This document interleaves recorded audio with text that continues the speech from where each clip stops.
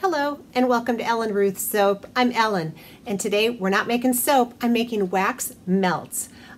I've been making them for a long time. They're just really fun to make. There's a ton of YouTube videos on how to make them. They're super easy, but I figured I'd bring you along while I get creative making wax melts. And they're really fun because you can get very creative. I'm just going to show you some of the molds that I'm going to be using today. These little teeny mini bundt cake type pans. I'm going to do some wax melts in there and do a drizzle on the top. They're just so fun. And then I'm going to do a little layered cubes with, got everything off to the side, pardon me.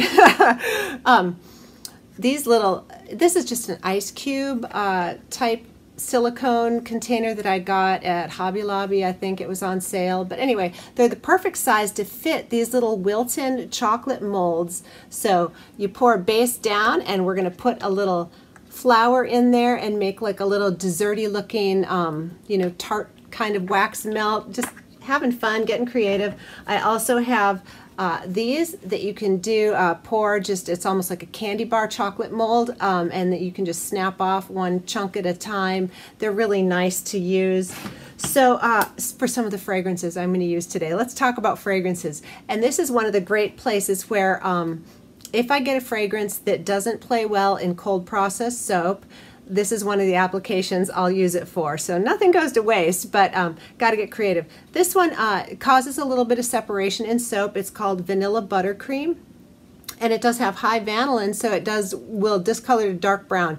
You can use this in soap, and it smells great, but I'm going to use it in a wax melt today. Actually, today I'm doing all foodie scents. What does that say? Am I hungry? No. So the other fragrance that I'm going to use today, this one discolors to dark brown in soap, but it does behave well. But I have this little kind of test size bottle, and it is strawberry jam. Yum. This smells so good. It really does smell like strawberry jam. So I thought that would make a really cute wax melt. And then the other fragrance I'm going to use today is Toasted Marshmallow Martini. I have never had such a thing, but it sounds divine. And this also discolors to a dark brown in soap, and I had this little bottle, so that'll be another fragrance that I'm going to use today, again with the foodie themes. So one of the differences about doing candles and wax melts and things is I can use aluminum, and I have this handy little container that I got when I started making candles years and years ago. I think I got it on Candle Science. You can get these everywhere, but it's aluminum. So this is designated just for candles and wax melts and things, because aluminum and cold process soap don't play together. So I get to use my aluminum pot for melting the wax. Today I'm going to be using, it's called Pillar of Bliss from Nature's Garden, and we'll get to that when I pull it out to weigh out for my wax melts. But that's the wax that I like to use in my melts. It's really nice and firm. I live down south here in Tennessee. I can ship my wax melts year round and I don't have to worry about them melting in the package. So I think it's very stable, and I do like to do that. I do have 100% soy that I do for some candles, but for the most part for my wax melts, I like the Pillar of Bliss. It just behaves really well, and it holds the fragrance beautifully. It has a wonderful scent throw and a retention in it. I just like how it binds with the fragrance. So that's what I'm using, and I'll bring that out later. What do I got? I got my containers. Oh, colorants. Okay, so because this is not coming in contact with your skin, and it's not going in a candle that's going to have a flame on it, it's not as stringent of things that you need to watch out for, so you can have a little more creative fun. These are just some colors that I got on eBay, I think. They are specifically for wax. So just a brown, purple, just this mishmash, and they were really inexpensive. I also went to, when I was at Hobby Lobby, I got this. It is a candle dye, and it's, it's just cheap. It was there, so we'll give that a try. This is a green color. I don't think I'm going to do green today, but very inexpensive. And then I got this on either eBay or Amazon, and these are, again, wax colors, but very inexpensive. If I can get the lid up here, I'll show you. So it just it's a bunch of different colors, little samples of different colors, and you just put in the amount of chips to get up to the color range that you want. So they have a nice, just a nice blend of colors in here. I'll probably use the red for the strawberry color. So anyway, those are just some of the colors that I got, not fancy. It doesn't take much. Those little dye chips are very potent. The liquid is very potent, like a drop. We're talking, you know, little bits. So a little goes a long way.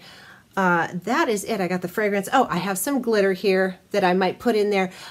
This is a soaping glitter that I use, and I like it because it'll suspend in the wax melt, and so when you melt it, it gets kind of swirly. I don't know, it looks like galaxy stars or something. It's pretty. So I might put that in some of the batters here, or batter. I'm so used to soaping. Some of the melted wax. I had to say, I talk in soaping language, and when I switch gears, sometimes my vocabulary doesn't keep up with me. But that's just some of the equipment that I'm using today. I have a little hot plate down here in my soap studio that I'll use to melt the wax, and I'll bring you along while we measure out. What I do for my fragrancing level, I like to make very strong smelling wax melts. And again, this is not having a wick and a flame to it. It's not touching your skin. So I like to go ahead and actually go more than the manufacturer's recommended amount. And I will do a rule of thumb with candles and wax melts is 1 ounce of fragrance per pound of wax. And you know, that's a loose rule, but most of the manufacturer guidelines will fall somewhere around that amount. I like to bump that up depending on the fragrance I'm using and how strong I want it. I'll use up to 2 to 3 ounces of fragrance per pound of wax. And this is only for the melts where I'm not dealing with a flame. When I have a candle, I stay within the manufacturer's recommendations because that's a live flame near there, and you know, fragrances are flammable. So when you're dealing with a candle in a wick situation, always follow the manufacturer's recommendations. But for wax melts, I take a little liberty because I like a really strong scent throw. When I put one of those babies on, I want it to smell my whole room up. So that's what we've got going on today. I'm going to get everything pulled together, get my wax out, and we will come back and start melting and making some really fun, strong smelling wax melts. And if you've been enjoying my videos, please consider hitting the like button, subscribe, and the bell for notifications. All right, so my first wax melt today that I'm going to do are these little mini Bundts that I just think are so adorable. And they're the perfect size to just put one in the warmer. So anyway, these are about a ½ ounce each. So I did the math for 2 of these, and it's came out to about 24 ounces. I'm going to go a little heavier and do 26 ounces of wax to cover all these molds. So here's my pot. I've got my hot plate up here that I'll get turned on. Here's my pot that I'm going to measure my wax out to. I have a huge box that's too heavy for me to lift up here, so I'm just going to measure down yonder and bring the cups up, and I'll show you. And again, this is the Pillar of Bliss from Nature's Garden, and it's a very fine grained wax blend. All right. And it has a nice high melting point. It's just a wonderful wax. So I'm going to want to heat this up to about 195 degrees, and then I will color it and let it cool down before I add my fragrance. So let me finish measuring this off here. I get it in bulk, so there's a huge box on the floor over here. So I'm going to go for 26 ounces.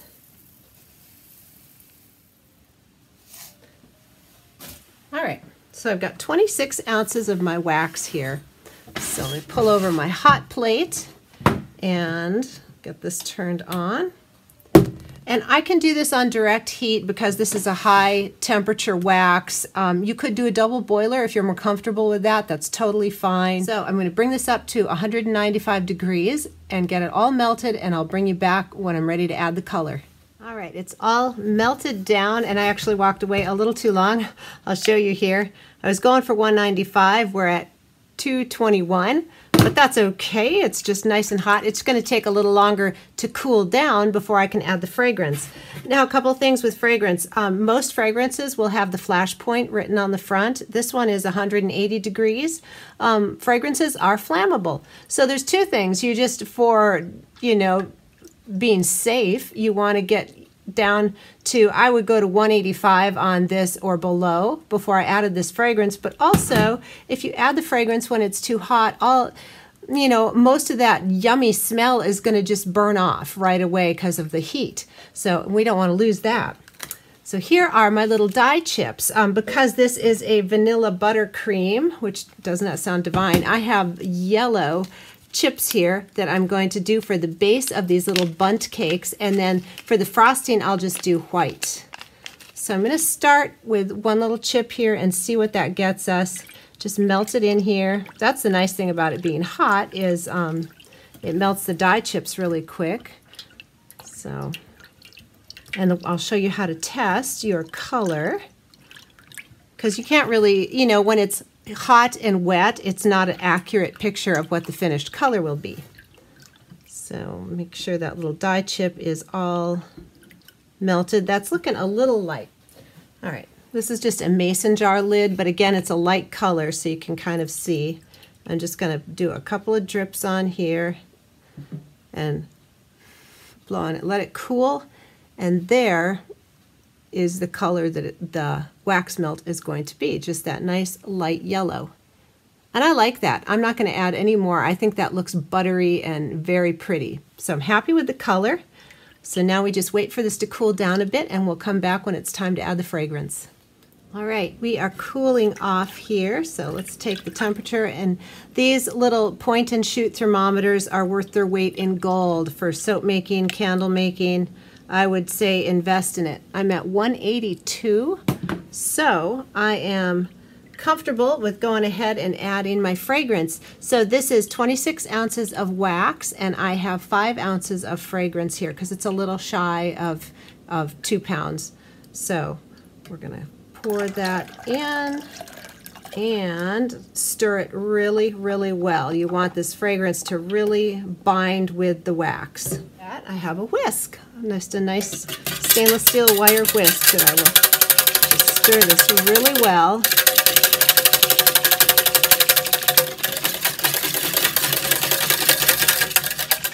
Oh, that smells so good. All right, and it got a little bit of bubbles in there, so I will take my spatula now and just calm down the air bubbles, make sure there aren't any air pockets in here. Stir it down, and I have a pouring pitcher that I'm going to use because I do not have the steadiest hand pouring. In fact, I'm really not steady at pouring. So I have my molds on a tray here because they're kind of, floppy, and if I needed to move this off to the side, that way they're mobile. So I'm just going to take my time here and try to pour these as brimming full as I can get them.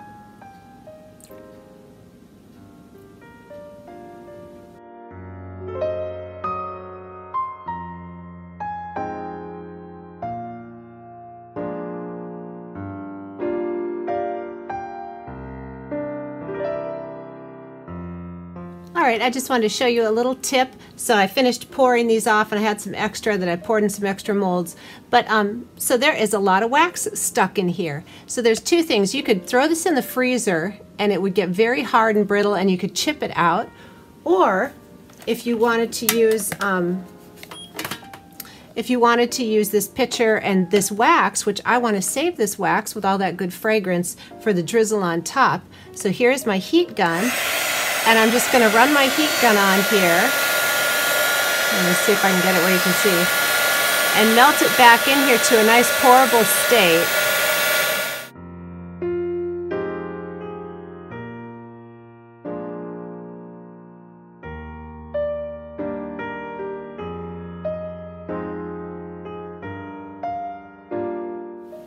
Pour it out, and now I just wipe this out with a paper towel.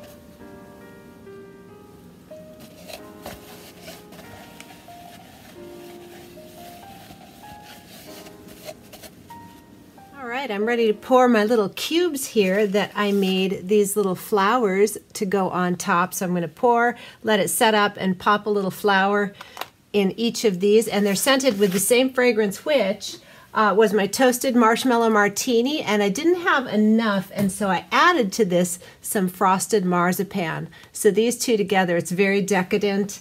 It smells like toasted marshmallows is what's going on. So I've got some more of my liquid brown in this pot, and I put 1 red dye chip because I want this to be darker than my flowers. So that's what's going on in here, and I'm just waiting for it to get down to 180 before I put that fragrance in. Oh, there we go, 179. So here is the fragrance.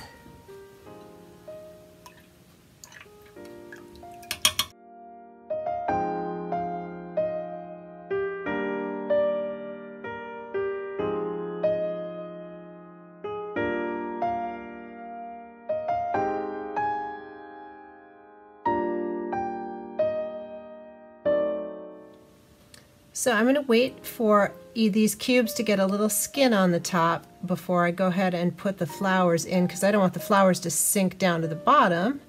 That would be a total bummer.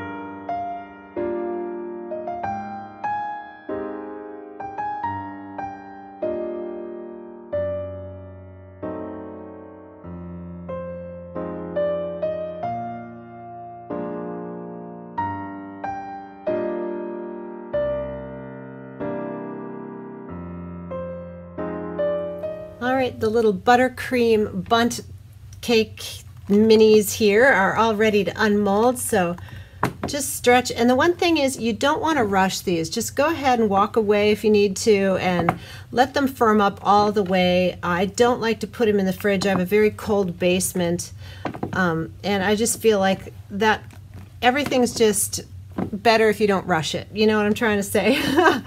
So just be patient and they'll come out when they're ready. So these are cooled all the way. You can definitely no heat. They're very firm. So it's time to unmold, and just go slow and they'll pop right out.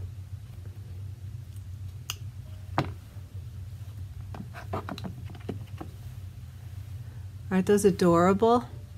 So I'm going to get these all out of the mold, and then I will just melt the teeniest little bit of just plain white to drizzle, and I will put some sprinkles on the top, and they're just going to be these decadent little buttercream Bundt cakes, wax melts. I'm so excited. So let me get all these out.